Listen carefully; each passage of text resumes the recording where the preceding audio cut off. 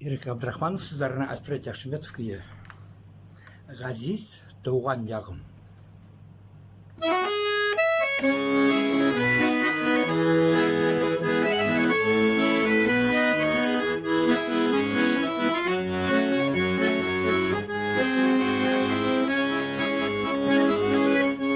Doğan usken yaklar, inbehitli şaklar.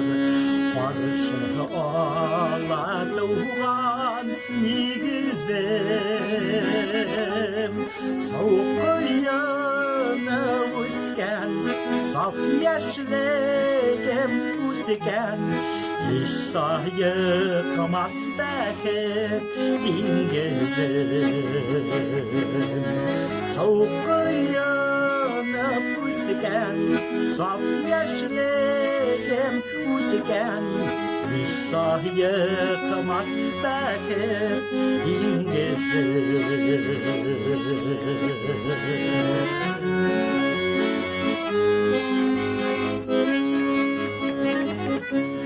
Sağlanıp durganlar, yaden dost doğanlar. Kolaş jeyip karşı alanlar. Hoşraşıp güleşip, hallerde belleşip.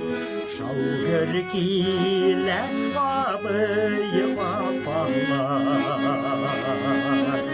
Hoşraşıp güreşip, hallerine belleşip. Şalgırgile babıyı babalar.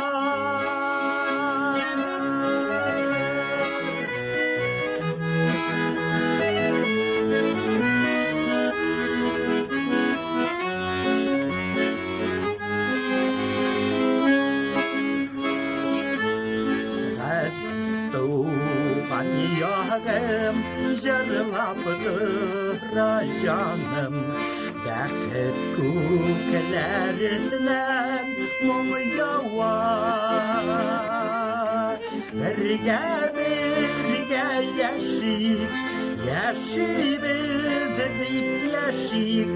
Cennetke dilerlik dünyada. Birge yaşayık, yaşayız deyip yaşayık. Cennetke dilerlik dünyada. Cennetke dilerlik dünyada.